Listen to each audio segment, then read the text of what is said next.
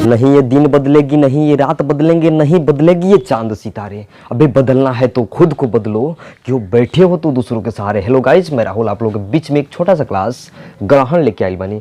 तो दोस्त ग्रहण चैप्टर के नाम हटे, तो चैप्टर के नाम हटे तो ग्रहण होला दू प्रकार के, एगो सूर्य ग्रहण, दूसर का चंद्र ग्रहण।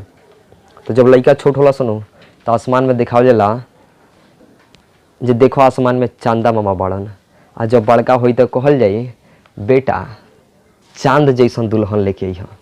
तो ये सूर्य और पृथ्वी के बीच में चंद्रमा चली आई हन, तो पृथ्वी खातिर जौन सूर्य के प्रकाश निकली चंद्रमा रोक ली, तो पृथ्वी के कुछ हिस्सा पे अंधेरा क्षेत्र बन जाई, यही के बोल जाला सूर्य ग्रहण।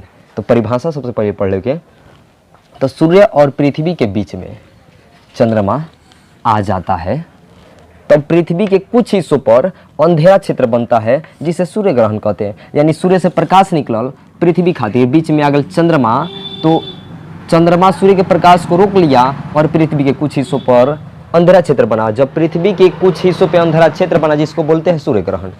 तो सबसे आसान फंडा, सूर्य और पृथ्वी के बीच में जब चंद्रमा चला आता है तो पृथ्वी के कुछ हिस्सों पर अंधेरा क्षेत्र बनता है जिसे सूर्य ग्रहण कहते हैं। अगला बाटे चंद्र ग्रहण।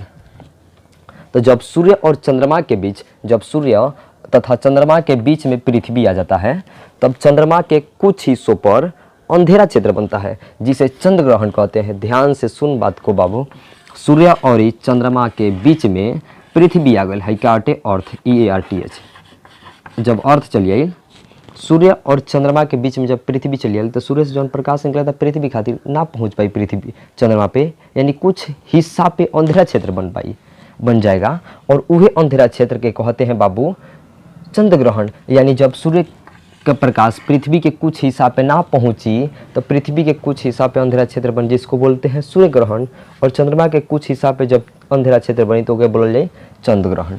तो लास्ट, अरे मंजिल मिले या ना मिले तो मुकद्दर की बात है, और हम कोशिश ना करें ये गलत बात है। तो दोस्त अच्छा लागल हो तो लाइक कर दिया। लेकिन एक बात और कहें नु कि हमारे को विज्ञान के नोट्स लिख ले दिल बानी, और ये नोट्स के प्रिंट आउट करवावे के खर्च बाटे 120 रुपया।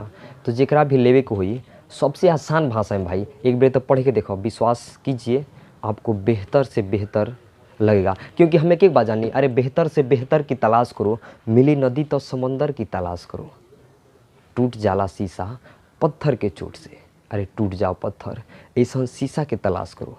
तो गाइज वो किताब एक बार पढ़िए और पढ़ कर देखिए, और मुझे बताइए कैसा लग रहा है, क्योंकि इस किताब का दाम 120 रुपये